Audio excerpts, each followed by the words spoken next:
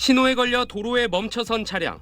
앞으로 서서히 밀리며 앞차 뒷범퍼를 건드립니다. 충격이 크지 않아 보이지만 앞차량 운전자는 6일 입원해 13번 통원 치료를 받았습니다. 우회전하다 잠깐 멈춘 사이 뒷차에 살짝 부딪힌 이 사고 피해자는 8일 입원해 6번 통원 치료. 후진하다 부딪힌 이 사고 피해자는 24번 치료를 받았습니다. 모두 경미한 사고로 보이지만 피해자들이 통증을 호소하며 진료를 이어가면서 병원 치료비만 200~300만 원씩 나왔습니다. 문제는 치료를 끝내는 대신 합의금 명목으로 받는 향후 치료비를 목적으로 과잉 진료를 이어가는 경우가 늘고 있다는 겁니다. 치료 입원하면 300만 원이 나오니 우리한테 100만 원 정도 금액을 주십시오 얘기하시는 분들도 많아졌어요. 보험사 눈먼 돈 이런 인식이. 실제 차량 수리 없는 후미 추돌 사고에 58회 통원 치료를 받거나 비접촉 사고인데도 급정거로 인한 근육 긴장을 이유로 202회 통원 치료한 경우도 있습니다.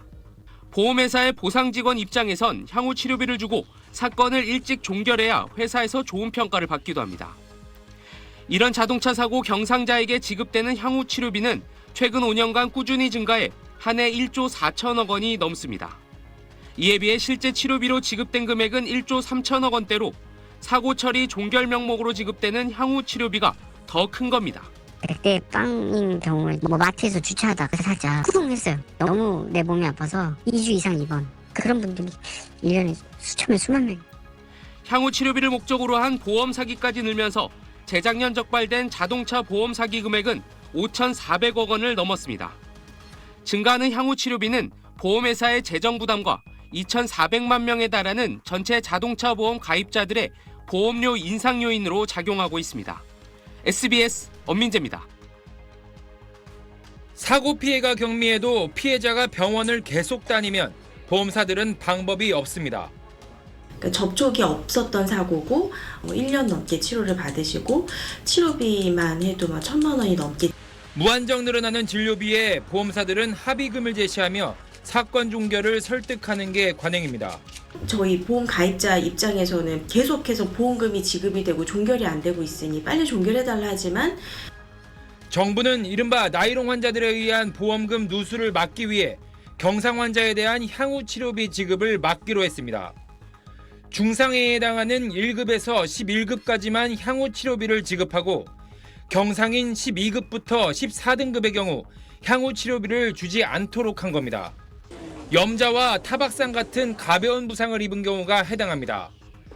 경상 환자가 8주를 넘는 장기 치료를 받으려면 진료기록부 등 추가 서류를 제출해야 하고 보험회사는 장기 치료 당위성이 낮다고 판단하면 지급보증 중지 계획을 전달할 수 있습니다.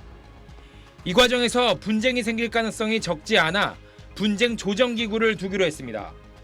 피해자가 합리적이고 적정한 배상을 받을 수 있도록 자동차 보험 부정수급 개선 대책을 마련하였습니다.